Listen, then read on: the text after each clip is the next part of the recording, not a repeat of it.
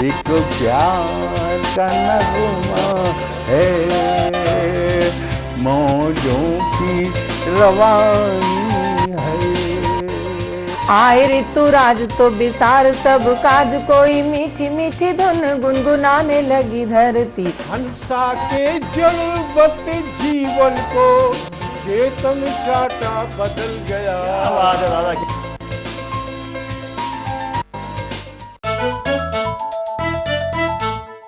जितना जी में आए खाओ, बस खाते ही खाते जाओ। डरने की क्या बात है जब सतमोला साथ है। टेस्ट है इसका सबसे निराला, हर दिल पर जादू कर डाला। स्वाद स्वाद में जमकर खाया, सतमोला ने खूब बचाया। खाने से डरता है क्या? सतमोला।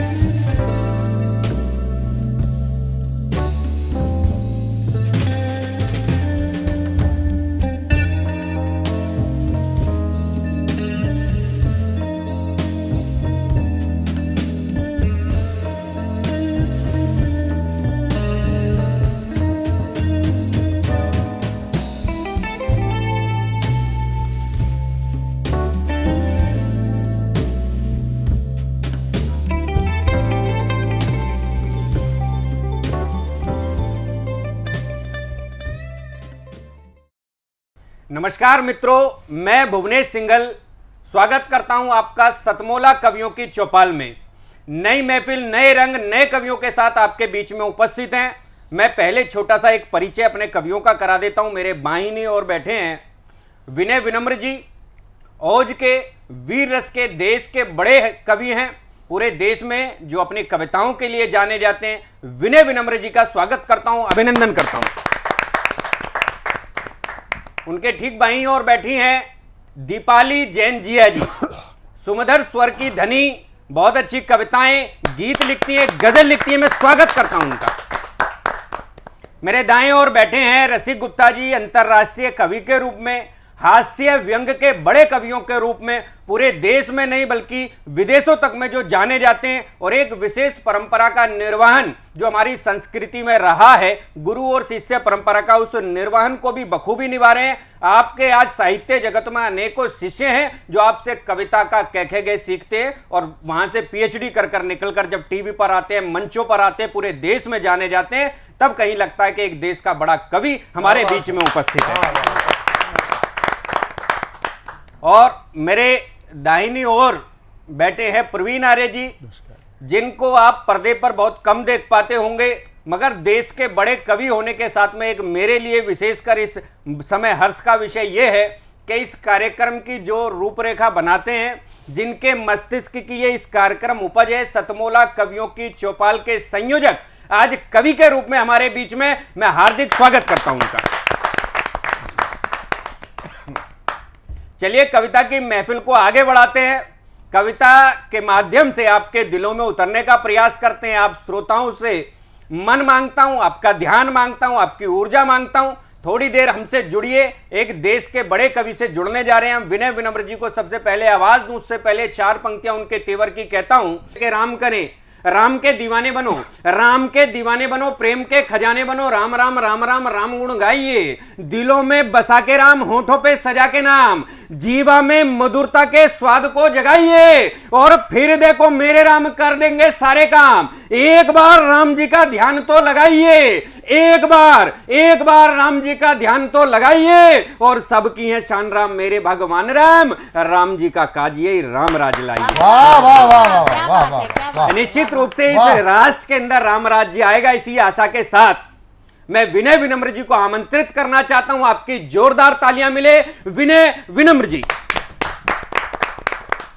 नमस्कार, मैं विनय विनम्र सतमोला कवियों की चौपाल के सभी श्रोताओं को प्रणाम करता हूं। प्रणाम करता हूं भारतवर्ष को, प्रणाम करता हूं उन सूरवीरों को जिन्होंने राष्ट्र रक्षा यज्ञ में अपना सर्वस्व अर्पण कर दिया, और गर्व करता हूं इस विषय पे कि हम उनके वंशज हैं जी। कदाचित आप सबको भी गर्व होता होगा कि हम उनके वंशज हैं, हम एक भारतीय हैं, भारत माता से प्रेम करते हैं, हमारा ये दायित्व भी है कि माँ की सुरक्षा भी की जाए। अभी वीरांगना लक्ष्मीबाई का बलिदान दिवस मनाया जा रहा है। कल हमने वीरांगना लक्ष्मीबाई को श्रद्धा सुमन समर्पित किए। ये सब वीर हमसे चाहते क्या थे, उसी पर मैं कुछ पंक्तियां निवेदित करना चाहता हूं, सुनिएगा।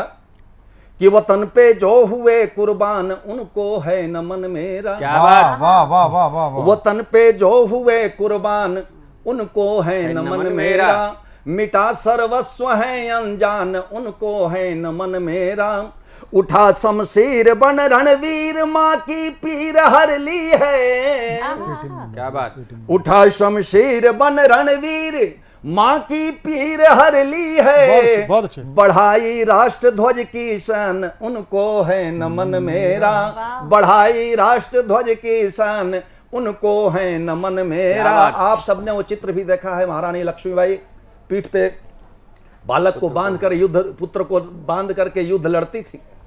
कैसे थे वो, क्या संदेश हमें दे गए कि सदा मां भारती की शान में आगे ही बढ़ते थे, क्या बात।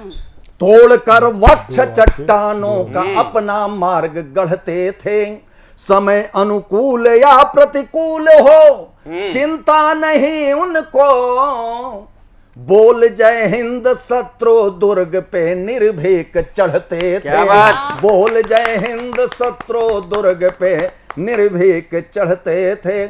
और वो मंत्र क्या है, हम उन्हें कितना याद करते हैं ये आवश्यक नहीं है, लेकिन उन्होंने जो मंत्र हमें दिया, उन्होंने कहा बेटा हम तुम हमें याद करो अथवा न करो, तुम हमारे लिए रो बिल्कुल नहीं, क्योंकि हमने हंसते हंसते फांसी के फंदे को चुमा है, राष्ट्र रक्षा है तो युद्ध लड़ा है। लेकिन एक मंत्र याद रखना कि बन के याचक भटकने से कहां अधिकार मिलता है, क्या बात। बन के याचक भटकने से कहां अधिकार मिलता है, चले जो सत्य के पथ पर तो दुख 100 बार मिलता है। क्या बात है, वाह। हवन में कर जला कर मुस्कुरा कर गीत नित गाए, क्या बात। हवन में कर जला कर मुस्कुरा कर गीत नित गाए, बहुत कम लोग ऐसे हैं जिन्हें ये प्यार मिलता है। बहुत अच्छे बहुत अच्छे बहुत अच्छे बहुत बढ़िया विनय भाई, बहुत अच्छे बहुत अच्छे बहुत अच्छे बहुत अच्छे विनय, बहुत अच्छे बहुत अच्छे। और हम उनके वंशज हैं, 1/130 करोड़ हिंदुस्तानी हैं, सैनिक हैं। आज भारत सरकार वही तो चाह रही है कि भारत का हर एक बच्चा सैनिक बन जाए, सैनिक युद्ध में कौशल हो प्राप्त करे, उसे पता हो कि आत्मरक्षा कैसे की जाती है। लेकिन हम ना समझ रह करके पत्थर बरसाते हैं, आग लगाते हैं। लेकिन याद कीजिए उन वीरों को, आप चाहे महारानी लक्ष्मीबाई का संदेश माने, समस्त क्रांतिवीरों का संदेश माने, वो क्या कहें कि चले जब राष्ट्र रक्षा में तो साहस कम नहीं करना, चले जब राष्ट्र रक्षा में तो साहस कम नहीं करना, तोड़ कर वक्षयरियों का है वीरों गम नहीं करना। आँच आए न ध्वज को ले शपथ, पथ पर खड़े होकर किसी भी हाल में अश्कों से आंखें नम नहीं क्या बात। किसी भी हाल में अश्कों से आंखें नम। मैं इस सतमौला कवियों की चौपाल के माध्यम से, दर्शकों के माध्यम से एक चिट्ठी पढ़ना चाहता हूं। उन क्रांतिवीरों की चिट्ठी जो हम सब के लिए है, ये उनके लिए भी है जो भ्रमित हुए हैं, उन युवाओं के लिए भी है। हम अक्सर बलिदान दिवस मनाते हैं मुनेश जी, जन्म दिवस मनाते हैं उन क्रांतिवीरों की, 2 मिनट के लिए मौन रख लेते हैं, मुंह लटका लेते हैं, कदाचित तो इससे प्रसन्न नहीं होते। उनकी प्रसन्नता तो बस इसमें है कि जो मातृभूमि हमने तुम्हें सौंपा है उसे संभालना, बिल्कुल बिल्कुल उसकी रक्षा, उसे केवल संभाल लेना बेटा। तब मैं कहना चाहता हूं, उनकी एक चिट्ठी पढ़ता हूं जी। हम सौंप कर तुमको धरोहर जा रहे, खोना नहीं। वाह। 130 करोड़ भारतीयों के लिए चिट्ठी कि हम सौंप कर तुमको धरोहर जा रहे, खोना नहीं। हम देश पर मर कर अमरता पा रहे, रोना नहीं। हम देश पर मर कर अमरता पा रहे, रोना नहीं। हम सौंप कर तुमको धरोहर कि वह बीज जो विष वृक्ष बनकर इस धरा पर छा गया, वह बीज जो विष वृक्ष बनकर इस धरा पर छा गया, जो मातृभूमि पर गुलामी वाला दाग लगा गया, जो मातृभूमि पर गुलामी वाला दाग लगा गया। तो फिर से कभी जयचंद बनकर तुम उसे बोना नहीं। क्या बात, बहुत बढ़िया। फिर से कभी जयचंद बनकर तुम उसे बोना नहीं। हम देश पर मर कर अमरता पा रहे, रोना नहीं। बहुत अच्छे भाई। सौंप कर तुमको धरोहर। अब कदाचित हम भूल जाएं कि हम किनके वंशज हैं, हमें गर्व न हो, लेकिन वो हमें याद दिलाते हैं कि हम हैं क्या, कि तुम वीर बालक वीर माता की अटल संतान हो। तुम वीर बालक वीर माता की अटल संतान हो। तुम पूर्वजों के स्वप्न मां की गोद के अभिमान हो। तुम पूर्वजों के स्वप्न मां की गोद के अभिमान हो। तो कभी बुज़दिली का बोझ, कभी बुज़दिली का बोझ अपने शीश पे ढोना नहीं। हम देश पर मर कर अमरता पा रहे, रोना नहीं। हम सौंप कर तुमको धरो। बहुत अच्छे, बहुत अच्छे। चलते चलते केवल 2-4 पंक्तियां और पढ़ना चाहता हूं जी। हमें गर्व क्यों होता है ऐसा? कई ऐसे देश हैं जिन्हें अपने झूठे इतिहास पे गर्व है, लेकिन हम वो राष्ट्रभक्त हैं, हम वो गर्व से कह सकते हैं कि हमें सच्चे इतिहास पे गर्व है। अब दृष्टांत के बिना सिद्धांत में समझ नहीं आता।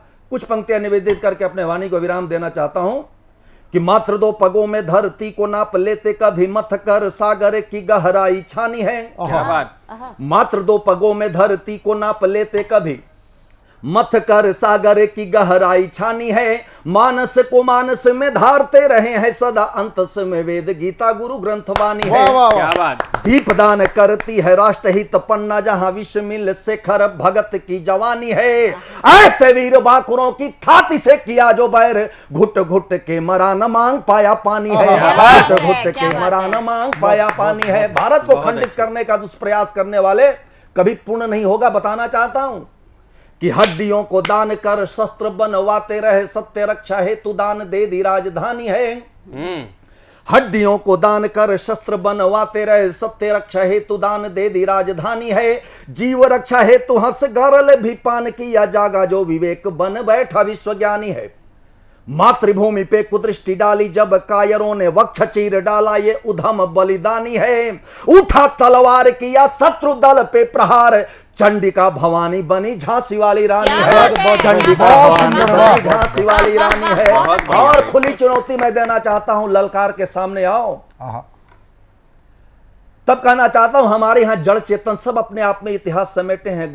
हमारे यहां दीवालें भी बोलती हैं, जिसमें गुरु महाराज के बच्चों को चिना गया था। क्या बोलती हैं वो कि चीनी हुई दीवारों से क्रांति स्वर फूट रहे, वाहे गुरु सत श्री अकाल धुन सुन लो।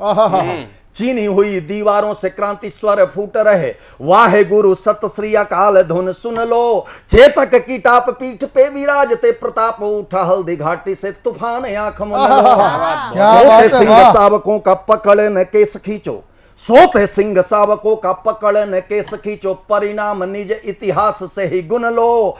समझ न आए बात चाहते हो मुक्कालात, आओ फिर मृत्यु वाला शस्त्र स्वयं चुन लो। आओ फिर मृत्यु वाला शस्त्र स्वयं चुन लो। बहुत बहुत धन्यवाद। जय हिंद, वंदे मातरम। बहुत बढ़िया,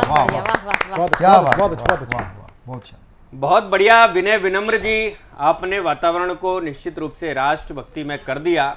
मैं एक हास्य कवि को बुलाना चाहता हूं, रस को परिवर्तन करना चाहता हूं थोड़ा सा। हमारे बीच में अंतरराष्ट्रीय कवि श्री रसिक गुप्ता जी हैं, हास्य के बड़े कवि हैं। अच्छे दिनों की अक्सर बात करते हैं, बहुत सारी कविताएं सुनी। हास्य के माध्यम से कोशिश करते हैं कि राष्ट्र में अच्छे दिन आ सके। अच्छे दिन की बातें तो सरकारें भी करती हैं। चार पंक्तियां कहीं मुझे याद आती हैं, अपना एक छंद याद आता है कि अच्छे दिन अब मांगते अच्छे अच्छे लोग। परिस्थितियां देखिए देश में कैसी बन गई। हास्य व्यंग की पंक्तियों के माध्यम से रसिक गुप्ता जी को आमंत्रित करना चाहता हूं कि अच्छे दिन अब मांगते अच्छे अच्छे लोग, मानो जैसे हो गया इनको कोई रोग, मानो जैसे हो गया इनको कोई रोग हुआ है मानो भारी, और नमो नमो का जाप जपे हैं बारी बारी, और मंदिर मंदिर पहुंच रहे सब बिगड़े बच्चे, इसको ही तो कहते यारो दिन है अच्छे। आमंत्रित करता हूं रसिक गुप्ता जी को, जोरदार तालियों से बुलाइए रसिक गुप्ता जी। स्वागत जी। एक समस्या अभी इन दिनों बरसात के दिनों में आ जाती है कि डेंगू का बड़ा भारी प्रकोप पूरे देश में चलता है, एक समस्या है। मैंने उस समस्या का समाधान देने की कोशिश की। बिल्कुल। हास्य व्यंग कविता। समस्या समाधान रसिक गुप्ता। एक लड़की की छोटी होती स्कर्ट को देख के मैंने कहा मैडम, इससे तो भारतीय सभ्यता पानी पानी होती है। वो बोली लेकिन संकट के समय भागने में आसानी होती है। मैंने कहा मैडम लेकिन आपका ये फैशन मनचलों के मन में विकार ला सकता है, और इस मिनी स्कर्ट के कारण ये संकट कभी भी आ सकता है। वो बोली ये मिनी स्कर्ट विदेशों से आई है, बड़ी अनमोल है, और इस छोटी होती स्कर्ट में कवियों और नेताओं का बहुत बड़ा रोल है। जिस रफ्तार से कवियों और नेताओं का कुर्ता नीचे की ओर बढ़ रहा है, उसी रफ्तार से स्कर्ट का साइज ऊपर की ओर चढ़ रहा है। बहुत अच्छा व्यंग है। स्कूलों में स्कर्ट पहनना अनिवार्यता है, मजबूरी है, और कपड़े की ब्लैक मार्केटिंग रोकने के लिए ये बैलेंस बनाए रखना बहुत जरूरी है। बहुत बढ़िया। मैंने कहा लेकिन मेरी प्यारी बहनों, कम से कम घर आकर तो सलवार कुर्ता पहनो। सलवार कुर्ता पहनकर जब बाजार जाओगी तो मनचलों की नजरों में भी नहीं आओगी, और परिवार का कोई सदस्य भी तुम्हें सभ्यता के नाम पर नहीं डांटेगा। और जब काटने की जगह ही नहीं होगी तो ये डेंगू का मच्छर भी कहां काटेगा। बहुत अच्छे। इसलिए भारतीयता को अपनाओ, हिंदुत्व को अपनाओ, डेंगू को दूर भगाओ। कविता खत्म हो गई, ताली बजाओ। बहुत अच्छे। चलिए अब मैं थोड़ा सा रस परिवर्तन करते हुए देश की हास्य की, व्यंग की, समसामयिक विषयों पर लिखने वाली देश की एक बड़ी कवित्री दीपाली जैन जिया जी को आमंत्रित करना चाहता हूं। आपका भरपूर स्नेह आपकी तालियों के माध्यम से उनको मिले। मैं आमंत्रित करता हूं दीपाली जैन जिया जी। बात करूंगी आपके बीच में, कुछ प्यार मोहब्बत की बात करूंगी कि जो श्रृंगार का रस होता है, ये वो रस होता है जो हर एक दिल के अंदर जो है मोहब्बत भर देता है, चाहे वो देश के प्रति प्रेम की बात हो या फिर प्रेमी के प्रति प्रेम की बात हो। तो चार पंक्तियों से अपनी बात करती हूँ। कहती हूँ कि बेवफाई से आशना होकर इश्क जीता है और न मरता है। बेवफाई से आशना होकर इश्क जीता है और न मरता है, और मैं तुझे रोज ही भुलाती, मैं तुझे रोज ही भुलाती हूँ, दिल मुआ रोज याद करता है। वाह, क्या बात है। दिल मुआ रोज याद करता है। बहुत शुक्रिया। और एक गजल से कुछ एक शेर आपके बीच रखना चाहती हूँ।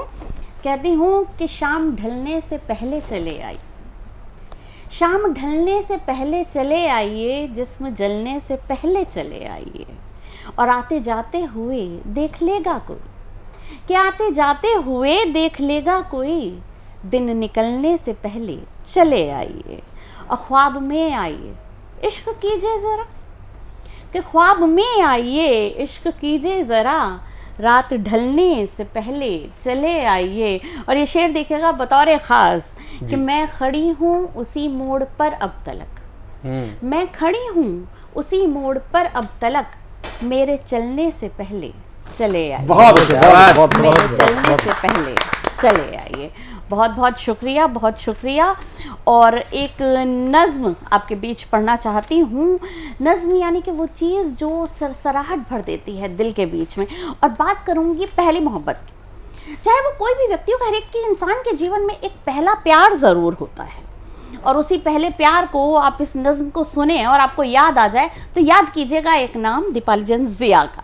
रखते हैं एक नज़्म आपके बीच। कहती हूँ कि पुरानी डायरी में कल तुम्हारे खत का मिल जाना, पुरानी डायरी में कल तुम्हारे खत का मिल जाना, बड़ा मुश्किल हुआ है ऐसे में इस दिल को समझाना, और तभी से सोचती हूँ कॉल करके पूछ लूँ तुमसे, तभी से सोचती हूँ कॉल करके पूछ लूँ तुमसे, कहो क्या तुमको मेरी जिंदगी में फिर से है आना, क्या बात। कहो क्या तुमको मेरी जिंदगी में फिर से है आना, और कहो क्या तुम भी मुझको इंस्टा पर फॉलो करते हो, कहो क्या तुम भी मुझको इंस्टा पर फॉलो करते हो, तुम्हें मिलती है फुर्सत क्या मेरी खातिर ये बतलाना, पुरानी डायरी में कल तुम्हारे खत का मिल जाना।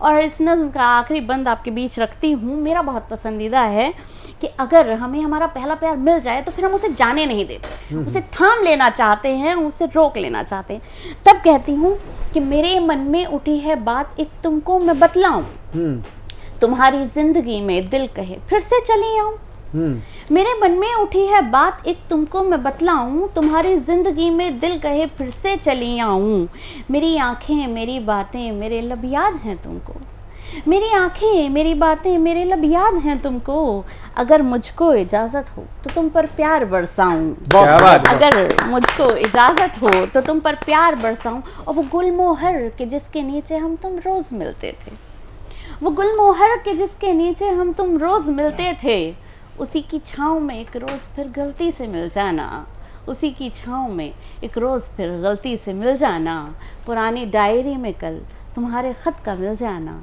बड़ा मुश्किल हुआ है ऐसे में इस दिल को समझा। बहुत बहुत आभार आपका दीपाली जी, बहुत अच्छे विषय पर आज आपने यहाँ पर कविता रखी, और मेरा मन है कि अब यहाँ से कुछ और बदलाव करते हुए एक ऐसे कवि तक पहुंचना चाहता हूं जिसने इस सतमोला कवियों की चौपाल की पूरी रूपरेखा को अपने मस्तिष्क में उतारने के बाद धरातल पर लेकर आए, जो विगत 18 वर्षों से लगातार इसको चलाते हुए आज यौवनावस्था में लेकर आए।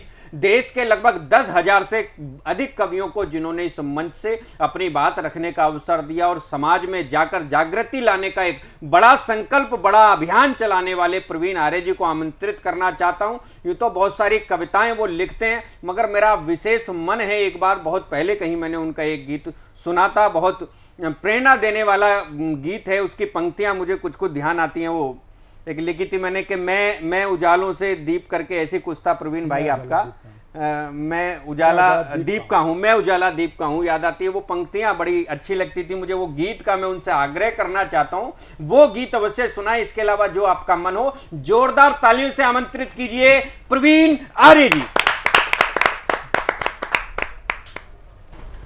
हास्य से बात चल रही थी, और हास्य को अगर जी सीधा गीत पे आएंगे तो सीधी वो आत्महत्या ही कहलाएगी। इसलिए थोड़ा मेरा मन भी है कि थोड़ा सा हल्का सा मैं व्यंग के साथ में प्रारंभ करूं, और इस जो मैं पंक्तियां आपके सामने निवेदित कर रहा हूं, वो पंक्तियां जो विधा है वो सिंहावलोकन, सिंहावलोकन, बहुत अच्छी सिंहावलोकन के माध्यम से मैं कुछ पंक्तियां निवेदित करना चाहता हूं। स्वागत। और आज का परिवेश जो है, आज का जो परिवेश है, उस परिवेश में मैं आपके सामने देना चाहता हूँ, और मैं सिंहावलोकन माध्यम से मैं आपके सामने प्रस्तुत करना चाहता हूँ कुछ पंक्तियाँ। स्वागत। नेता नेता का उल्टा है ताने, नेता नेता का उल्टा है ताने, ताने बाने ऐसे ताने, ताने बाने से बन नेता, नेता बनता सर्व चहेता, चहेता बन करता उद्घाटन, उद्घाटन कर देता भाषण, भाषण में होता आश्वासन, आश्वासन क्या देता धोखा, धोखा खाती जनता भोली, भोली जनता जब जब बोली, बोली को सुननारा देता, देता क्या बुद्धि हर लेता, लेता वोट नोट गल माला, माला डाले छेदी लाला, लाला करता जब घोटाले, घोटाले को नेता पाले, पाले पिस्टल डंडे पाले, पाले वो जो है व्यभिचारी, व्यभिचारी वह भ्रष्टाचारी, भ्रष्टाचारी से नाता, नाता काला धन दिलवाता, दिलवाता संसद में जाना, जाना सब पर फर्ज न जाना, जाना भाई सगा विदेशी, विदेशी कब है देश हितैषी, हितैषी राष्ट्र का डंडे खाता, खाता खाता ही मर जाता, जाता जाता भी कह जाता, जाता प्यारा देश संभालो, देश संभालो, इसे बचा लो, इसे बचा लो रे दीवानो, दीवानो कुछ तो पहचानो, पहचानो अपनी आज़ादी, आज़ादी की शान घटा दी आज़ादी छिन्ना जाए, जाए जान भले ही जाए, जाए जान भले ही। क्या बात है, बहुत अच्छी हुई। ये सिंहावलोकन एक ऐसी विधा होती है जो बहुत साहित्य में इसको बहुत कठिन विधा माना जाता है, और इस पर लिखना निश्चित रूप से सफलता के सोपान पर चढ़ने जैसा होता है। मैं बहुत बहुत बधाई और साधुवाद देता हूं प्रवीण जी के इस प्रेरणामयी गीत के बाद समय हो चला एक छोटे से कमर्शियल ब्रेक का। मैं लेता हूं एक छोटा सा कमर्शियल ब्रेक, तब तक आप सतमोला की खट्टी मीठी गोलियों का चटकारा लीजिए। मिलते हैं एक छोटे से विराम के बाद।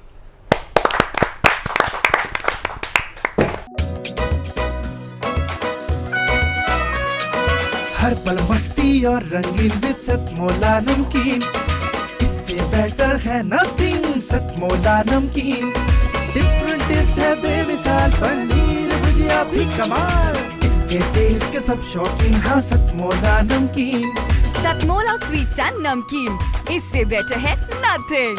हाँ सतमोला नमकीन। नमस्कार मित्रों, पुनः एक बार आपके बीच में सतमोला कवियों की चौपाल में उपस्थित हुए अपने कवि मित्रों के साथ।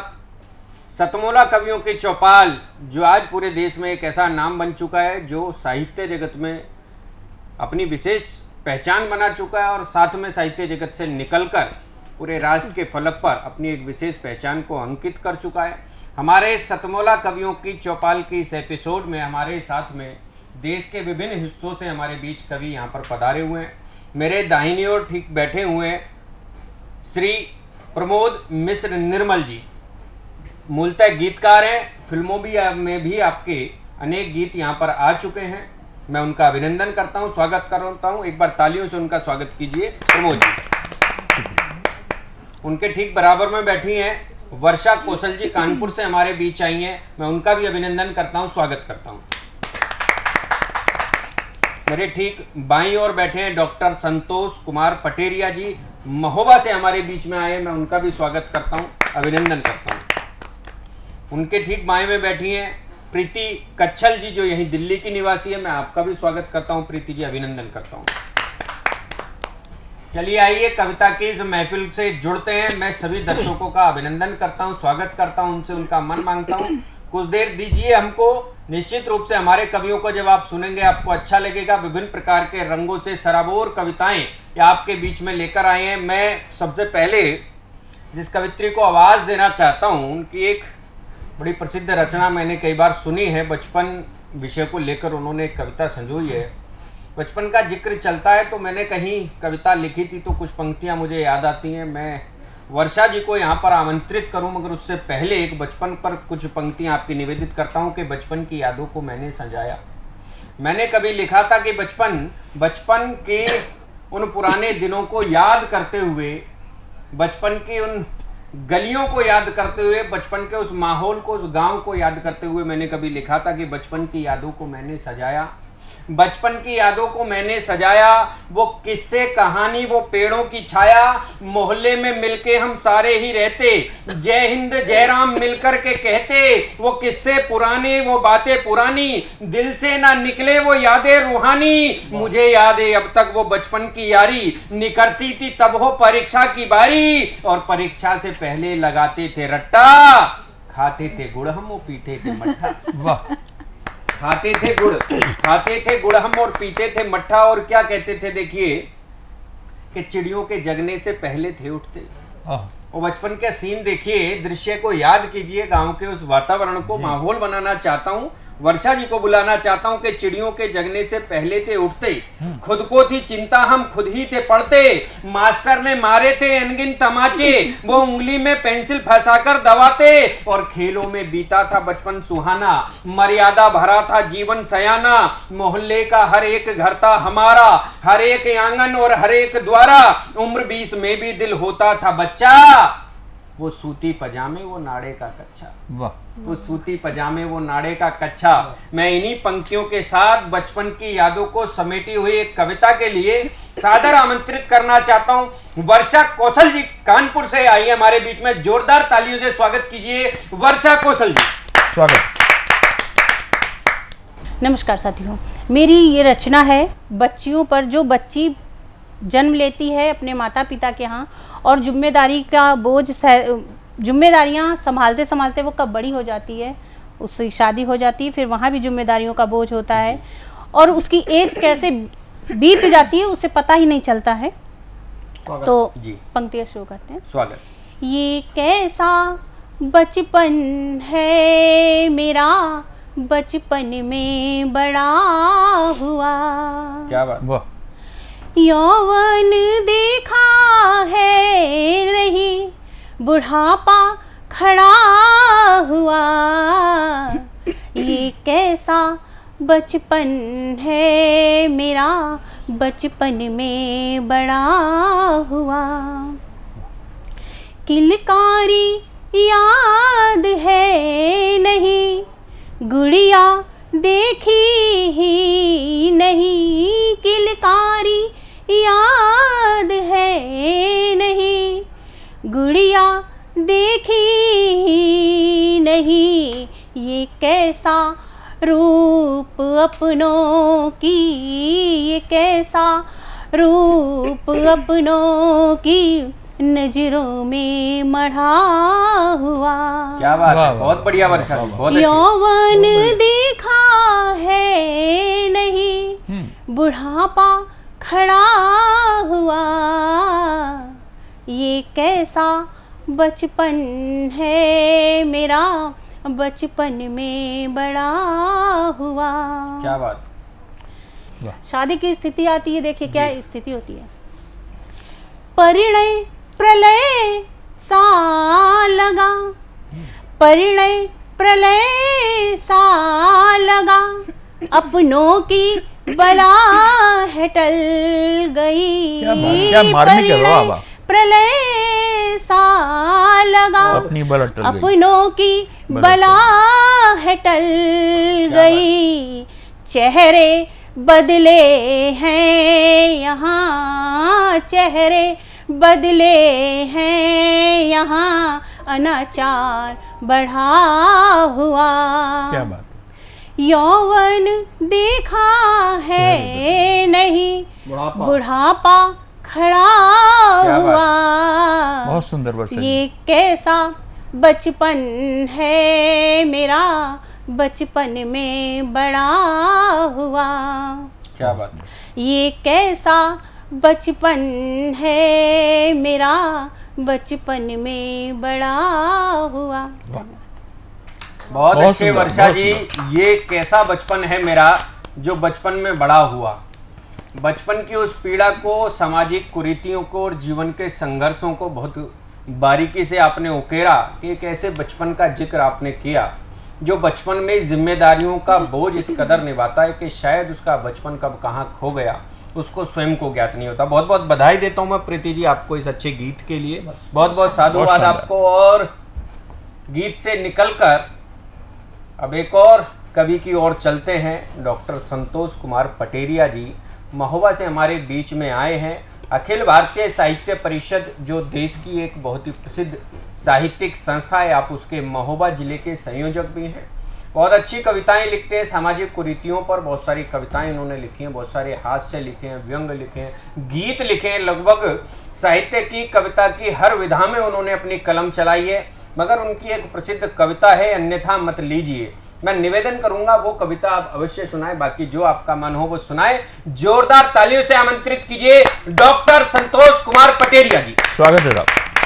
वाह, बहुत बहुत धन्यवाद। एक मुक्तक सुने, उसके बाद जो अभी गीत की बात आई सुनाता हूँ जी। अंधेरों के काफिले में उजाला क्या करे। क्या बात, बढ़िया। अंधेरों के काफिले में उजाला क्या करे। चोरों के गाँव में लगा ताला क्या करे। वाह वाह, क्या बात है पटेरिया साहब, वाह वाह वाह, बहुत खूब। वाह, ताला क्या करे। वाह, तीर्थों की भीड़ में कहाँ भटक रहे हो तुम।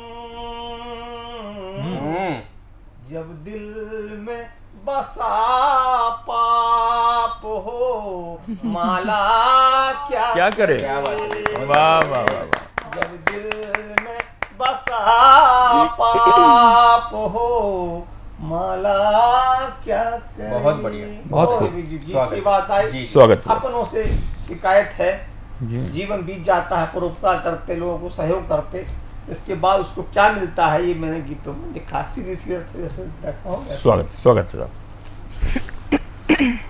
हम हैं घर में ही पराए अन्यथा मत लीजिए। क्या बात, बहुत अच्छी। अच्छा, हम हैं घर में ही पराए अन्यथा मत लीजिए।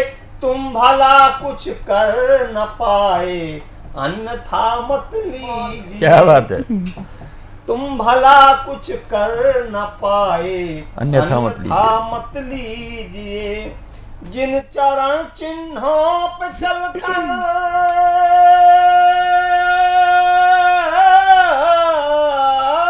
बहुत अच्छे। जिन चरण चिन्हों पे चल के आप हैं पहुंचे यहाँ तक, वो चिन्ह ही अब क्यों मिटाए अन्यथा मत लीजिए। क्या बात है। तुम भला कुछ कर न पाए अन्यथा मत लीजिए। वाह, तो आहे सुन करके तुम्हारी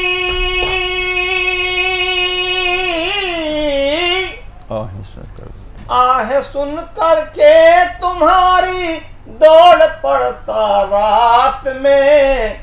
तुम तो दिन में ही न आए, तुम तो दिन में ही न आए अन्यथा मत लीजिए। बहुत क्या अच्छे, बात है, वाह बढ़िया। तुम भला कुछ कर दिन में न आए पाए अन्यथा मत लीजिए। बहुत सुंदर पंक्तियां। दो फलों के वास्ते बेच डाला है चमन को।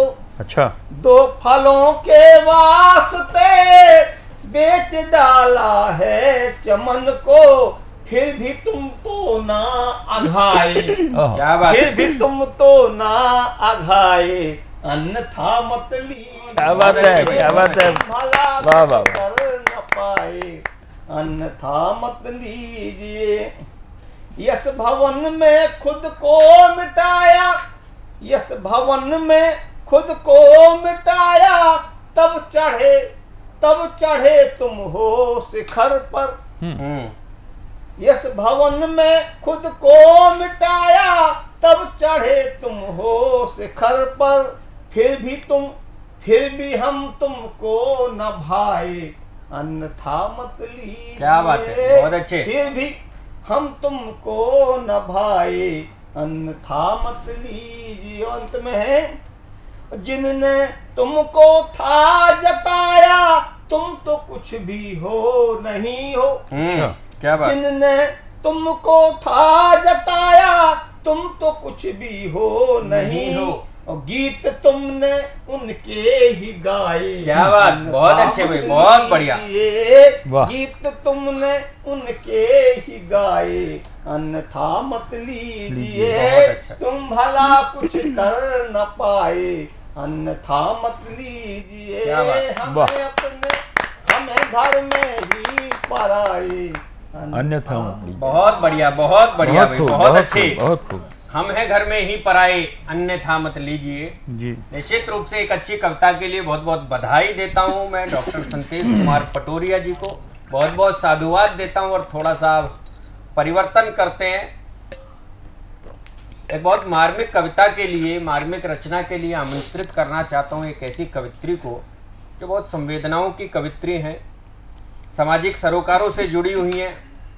हमारे बीच में प्रीति कच्छल जी हैं जो यहीं दिल्ली में निवास करती हैं, देश की राजधानी में निवास करती हैं।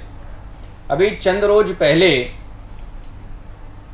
फादर्स डे हम लोगों ने मनाया, पिता दिवस हम लोगों ने मनाया, तो उससे संबंधित कहीं माता पिता पर जुड़ी हुई कविता, माता पिता के प्रति भावनाओं से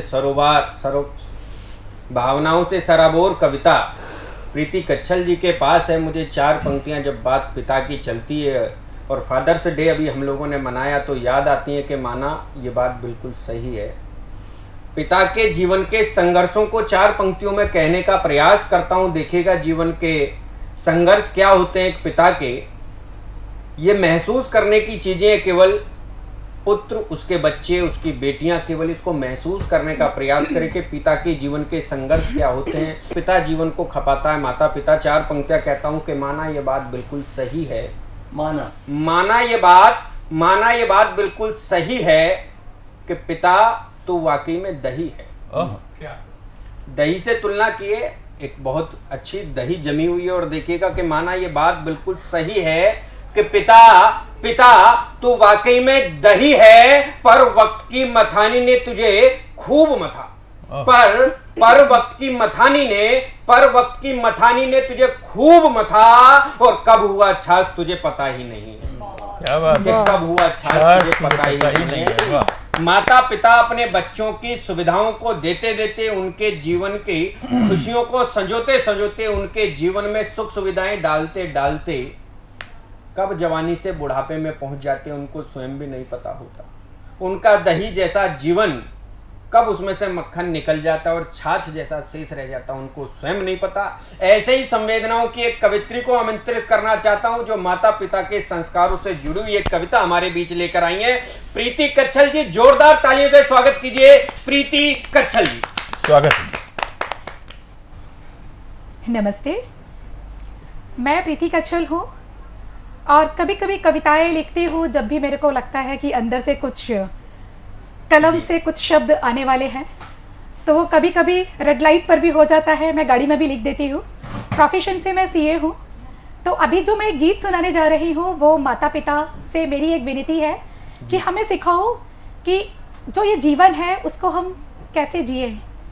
तो प्रस्तुत है ये गीत जी। स्वागत। प्रातः स्मरणीय है मात पिता, प्रथम वंदन मेरा स्वीकारो, तुम वात्सल्यता के मूरत हो, जीवन जीने की कला सिखा जाओ। प्रातः स्मरणीय है मात पिता, बचपन की यादें भूलो ना, इस नेह से सींची गई हूँ मैं, याद आता है मुझको एक एक पल, बचपन को कैसे भुला जाओ।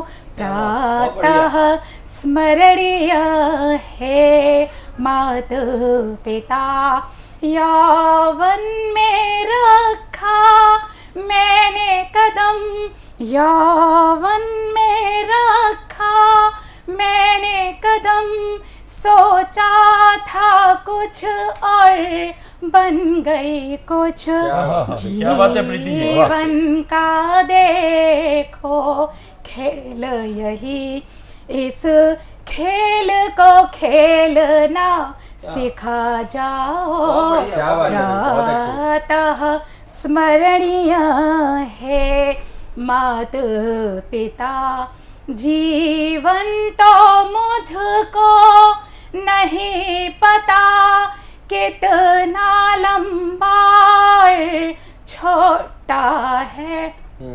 चाहूं मैं तारा बन जाऊं, तारों से मोती बखेर जाऊं, प्रातः स्मरणीय है मात पिता। क्या खोया मैंने क्या पाया, विश्लेषण मुझको करना नहीं।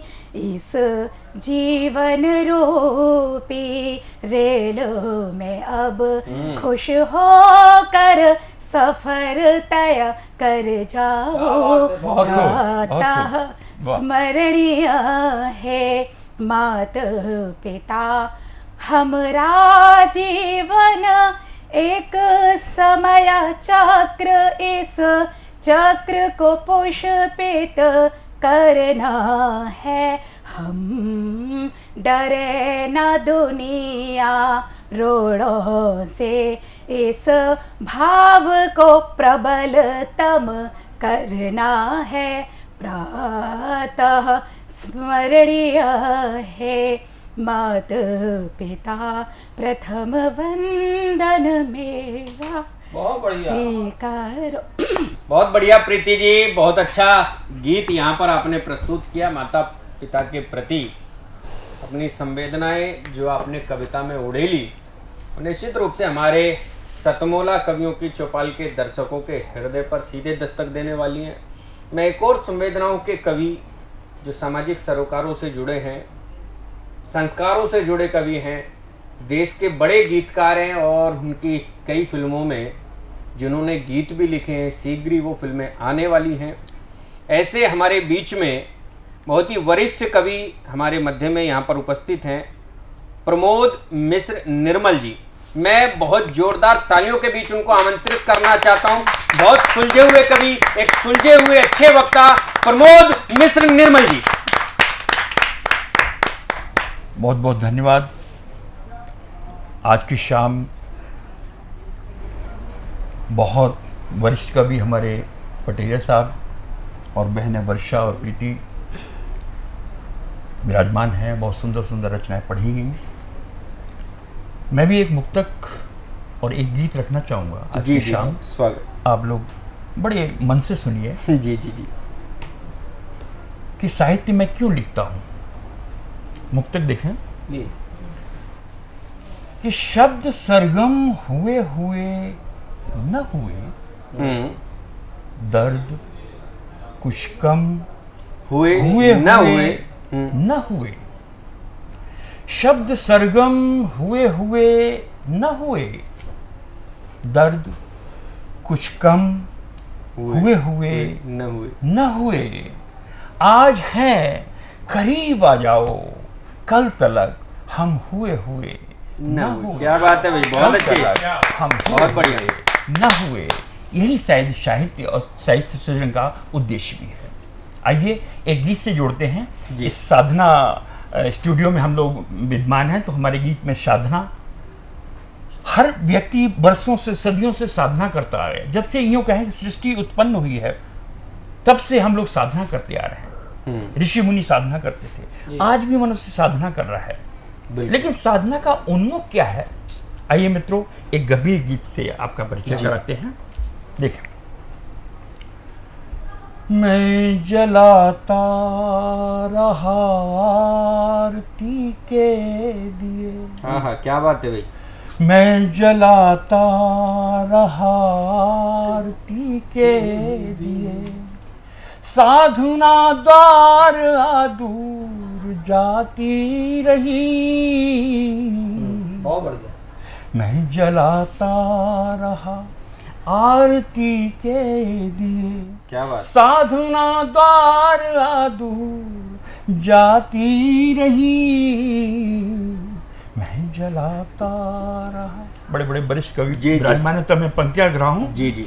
कि हर कहानी रही अनकही इस तरह, क्या बात है। सीप में बंद मोती पड़ा जिस तरह, क्या बात।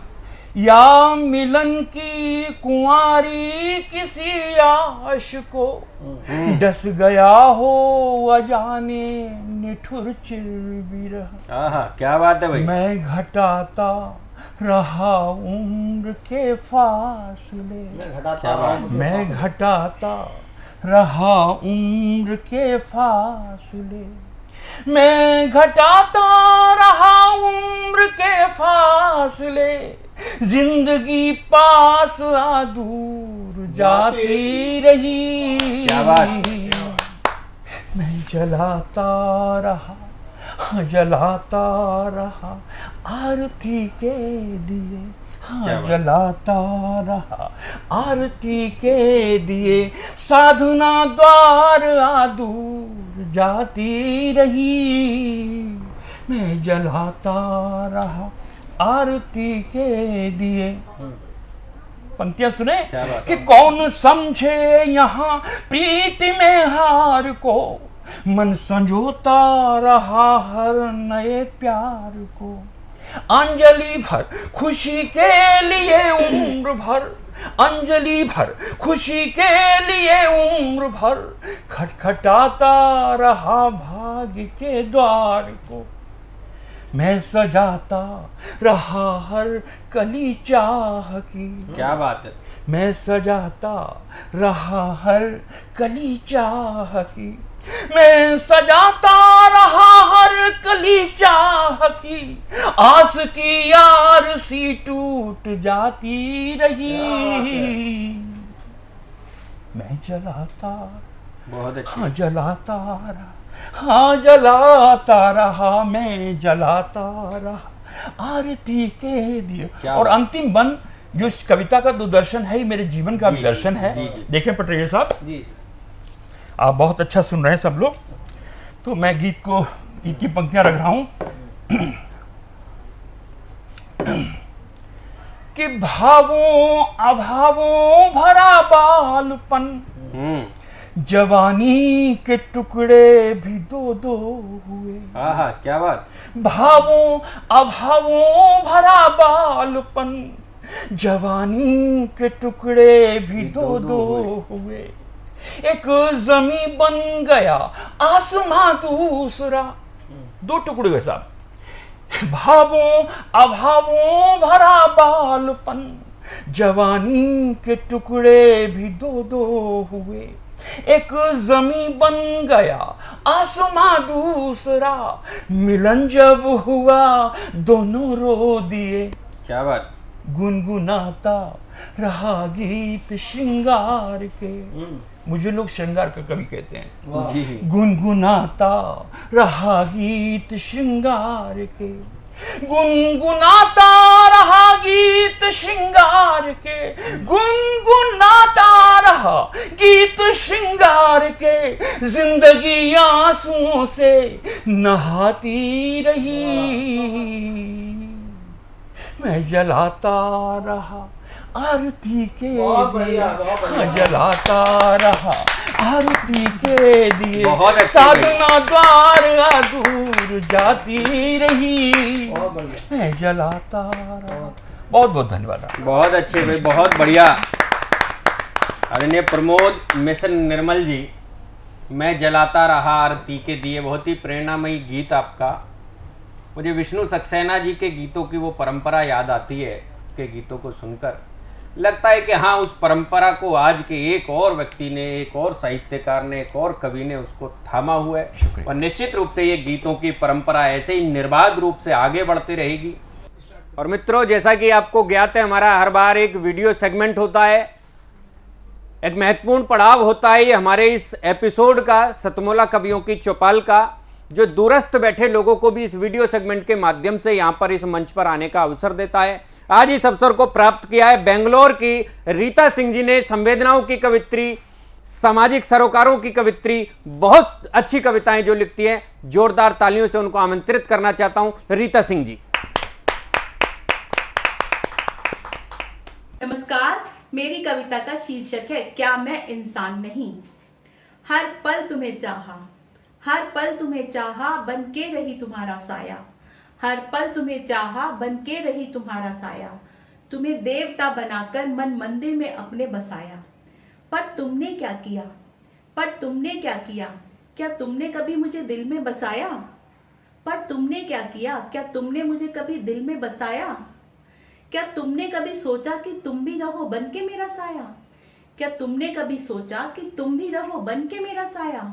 मेरी रातों के चांद तुम थे, मेरी रातों के चांद तुम थे, मेरी सुबह का सूरज तुम थे। मैंने सपने सिर्फ तुम्हारे देखे, मैंने सपने सिर्फ तुम्हारे देखे।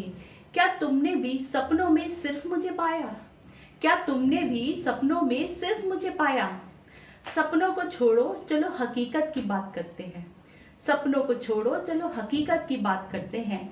गैर को देखकर नजर हटाना ये सिर्फ मेरे ही संस्कार करते हैं। गैर को देखकर नजर हटाना ये सिर्फ मेरे ही संस्कार करते हैं। क्या तुमने कभी किसी लड़की को देख अपनी नजर को हटाया। क्या तुमने कभी किसी लड़की को देख अपनी नजर को हटाया। घर के कामकाज किए, बच्चों की देखभाल भी की, घर के कामकाज किए, बच्चों की देखभाल भी की। पत्नी धर्म निभाते निभाते तबीयत अपनी खराब भी की। जिंदगी अपनी तुम पे निसार दी, जिंदगी अपनी तुम पे निसार दी। पर तुमने कभी पति का फर्ज निभाया। जिंदगी अपनी तुम पे निसार दी, पर तुमने कभी पति का फर्ज निभाया। क्यों हर बार बस मैं ही जलूं, क्यों तुम्हारे रास्ते पे सिर्फ मैं ही चलूं। क्या मैं तुम्हारी तरह इंसान नहीं। हर बार स्त्री ही झुके क्यों, किसने ये बात कही। हर बार स्त्री ही झुके क्यों, किसने ये बात कही। हमेशा बन के रहूं मैं तुम्हारा साया, हमेशा बन के रहूं मैं तुम्हारा साया। क्या तुम्हारे लबों पर कभी मेरा नाम आया। हमेशा बन के रहूं मैं तुम्हारा साया, क्या तुम्हारे लबों पर कभी मेरा नाम आया। गर्मी में किचन में पसीने से लथपथ, गर्मी में किचन में पसीने से लथपथ, मेरे हर काम को तुमने निकाल दिया। गर्मी में किचन में पसीने से लथपथ, मेरे हर काम को तुमने नकार दिया। सारा दिन क्या करती हो घर में, सारा दिन क्या करती हो घर में। हर बार बस यही सवाल किया। एसी में बैठकर ऑफिस का काम, क्या तुमको सिर्फ यही काम नजर आया। एसी में बैठकर ऑफिस का काम, क्या तुमको सिर्फ यही काम नजर आया। आज मेरे हर सवाल का तुम जवाब दो, मेरे एक एक आंसुओं का तुम हिसाब दो। क्यों सजा मिली मुझे किस गुनाह की, मेरी आंखों को कुछ तो ख्वाब दो। क्यों तुम्हारे दिल में सिर्फ मेरा नाम अब तक ना आया। क्यों तुम्हारे दिल में सिर्फ मेरा नाम अब तक ना आया। हर पल तुम्हें चाहा, बन के रही तुम्हारा साया। हर पल तुम्हें चाहा, बन के रही तुम्हारा साया। तुम्हें देवता बनाकर मन मंदिर में अपने बसाया। पर तुमने क्या किया, क्या तुमने कभी मुझे दिल में बसाया।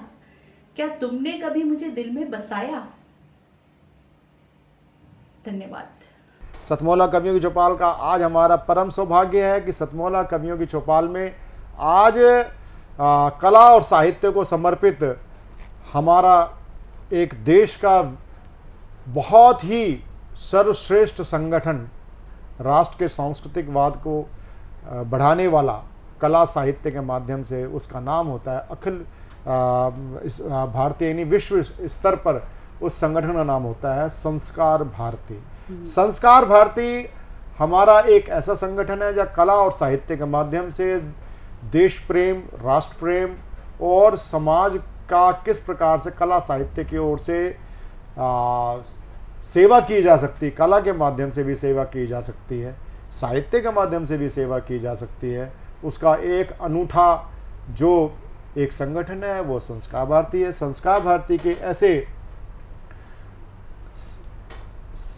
भारती के ऐसे हमारे पालक, हमारे अखिल भारतीय संगठन महामंत्री दादा अभिजीत गोखले जी हमारे बीच में हैं। जहाँ जोरदार तालियों के साथ हम उनका स्वागत करते हैं। नमस्कार।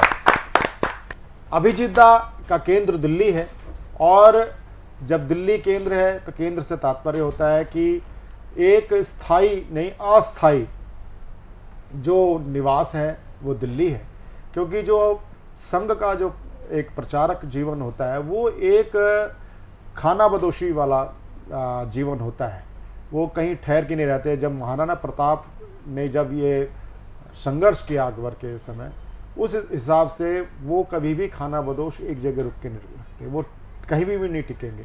साथ ही जो हमारी परंपरा है, प्रचार के जीवन है, वो देश भर में एक जगह नहीं रुकते, चलते रहते हैं, कभी यहाँ कभी वहाँ, देश भर में भ्रमण करते हैं, चाहे एक दिन, चाहे महीने दिन, कभी एक साल भी भ्रमण होता है, चाहे वो देश में हो चाहे विदेश में हो।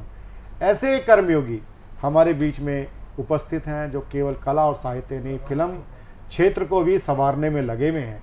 अभिजीत दा जी का मैं सतमोला कवियों चौपाल की ओर से मैं हार्दिक अभिनंदन करता हूं, स्वागत करता हूं। जी धन्यवाद, नमस्कार।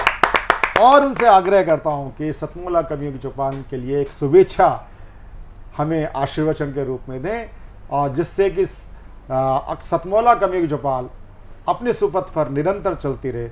अभिजीत दा जी धन्यवाद। सतमोला कवियों की चौपाल में उपस्थित सभी दर्शक, श्रोता, कवि सभी को नमस्कार।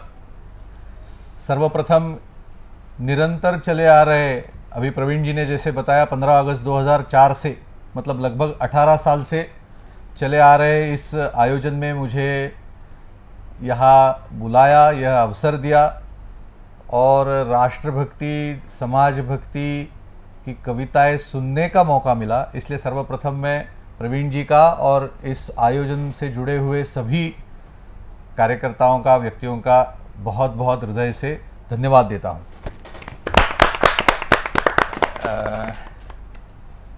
अपनी भारतीय कला दृष्टि में ऐसे माना गया है कि कला ही जीवन है, और हम सभी जानते हैं कि जीवन एक कविता है। क्या बात। तो जीवन में आनंद है, जीवन में दुख है, जीवन में स्वर है, जीवन में लयबद्धता है, जीवन में भाव है, जीवन में शिक्षा है, जीवन में संस्कार है। हम सब जानते हैं कि कविताओं में भी ये सारे भाव, ये सारी भावनाएं व्यक्त होती है, प्रकट होती है। प्रत्येक कवि इन भावों को अपनी अपनी प्रतिभा के अनुसार हम सभी के सामने लाते हैं। व्यक्ति का जैसे जीवन है वैसे ही समाज का भी जीवन है, और समाज जीवन में भी या समाज जीवन में भी इन भावों के आधार पर विकसित होता है। तो समाज जीवन के इन विभिन्न पक्षों को, मतलब समाज जीवन का आनंद बना रहे, समाज जीवन से दुख हटे, समाज जीवन में का स्वर विकसित होता रहे, समाज जीवन लयबद्ध रहे, इस सब के लिए कवियों का योगदान बहुत ही महत्वपूर्ण है। मुझे लगता है इस आयोजन से निरंतर 18 वर्ष से इस योगदान में सारे कवि, मुझे संख्या पता नहीं लेकिन 10,000 से ज़्यादा कवि इसमें सम्मिलित हुए हैं। तो ये आयोजन चल रहा है, ऐसा मेरा मानना है। सभी को बहुत बहुत धन्यवाद इसके लिए। एक केवल अपेक्षा सभी से करना चाहूँगा कि समाज जीवन में या व्यक्ति जीवन में शिक्षा का बड़ा महत्व है, और हम सभी जानते हैं कि नई शिक्षा नीति का आविष्कार हो चुका है, और नई शिक्षा नीति में कला के आधार पर बच्चों को पढ़ाना, इस प्रकार की पद्धति विकसित होने का विचार उस शिक्षा नीति में हुआ है। मुझे लगता है इस सब में कविताओं का बहुत बड़ी भूमिका रहने वाली है। तो जिसको नर्सरी राइम्स कहते हैं, वहाँ से लेकर प्रत्येक विषय कविताओं के माध्यम से कैसे पढ़ाया जाए, कहानियों को, भारतीय कहानियों को कविताओं के माध्यम से बच्चों के सामने, युवाओं के सामने कैसे लाया जाए, मुझे लगता है अगर सारे कवि इस दिशा में भी प्रयत्न करें आगामी कुछ वर्षों में, तो शिक्षा नीति के लिए, आने वाली युवा पीढ़ी के लिए, बच्चों के लिए एक बहुत महत्वपूर्ण पहल होगी। ऐसी सभी कवियों से अपेक्षा करता हुआ इस मंच के माध्यम से मैं फिर से सभी को धन्यवाद देते हुए मेरी छोटी सी बात पूर्ण करता हूँ। इस उपक्रम के लिए बहुत बहुत शुभकामनाएं। सभी को फिर से एक बार बहुत बहुत धन्यवाद। नमस्कार। माननीय अभिजीत दा ने हमें अपनी शुभेच्छा दी सतमोला कवियों की चौपाल में। मैं बड़ा अनुग्रहित हूँ अभिजीत दा, अपने व्यस्त समय में आपने हमारे लिए समय निकाला।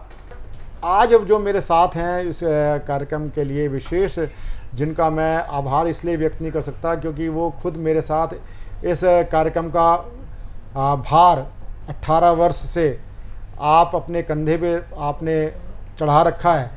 और ये सामूहिकता के भाव, आप एक एंगल साधना टीवी है, राकेश गुप्ता जी हैं, एक एंगल श्री अनिल कुमार मित्तल जी हैं, सतमोला है, और एक एंगल कवियों की चौपाल है।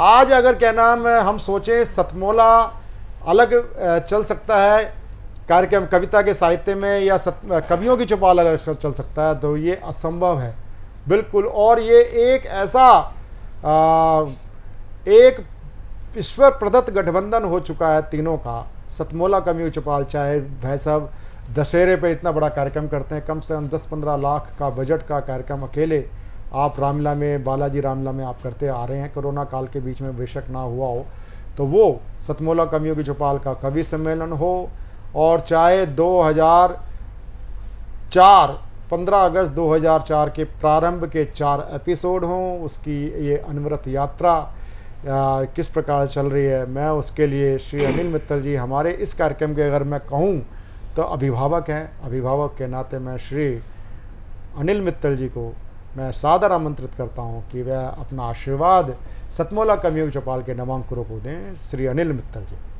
नमस्कार, मैं अनिल मित्तल, चेयरमैन सतमोला ग्रुप, सतमोला कवियों के चौपाल के सभी दर्शकों का स्वागत करता हूं। और आज मुझे बहुत खुशी है कि सतमोला कवियों के चौपाल में दिल्ली सभा विधानसभा के अध्यक्ष श्री रामनिवास गोयल जी, जो मेरे बड़े भाई की तरह हैं, मेरे पिता तुल्य हैं, उनका मेरे को सानिध्य प्राप्त हुआ, उनका आशीर्वाद प्राप्त हुआ, तो मुझे बड़ा खुशी है। और मैं चाहूँगा कि आगे भी वो ऐसे हमें अपना आशीर्वाद बनाए रखें हमारे पे। और मुझे एक विश्वास नहीं होता, एक सपने की तरह लगता है कि 18 साल पहले जब परवीन जी मेरे पर आए कि मैं किसको कवियों का एक प्रोग्राम करना चाहता हूँ, तो मैंने सोचा यार ऐसे ही थोड़े टाइम के लिए ये अपना टाइम पास करना चाहते हैं, तो मैंने इनको हाँ कर दी। मैंने कहा चलिए आप करिए, और हम लोगों ने साधना टीवी पे इसका सफ़र शुरू करा, और आज 18 साल हो गए लगातार करते हुए। तो मुझे इतना अच्छा लग रहा है इसके जुड़कर, इनके साथ सदियों के सतमोला कवियों के चौपाल में मुझे मौका मिला इसके थ्रू।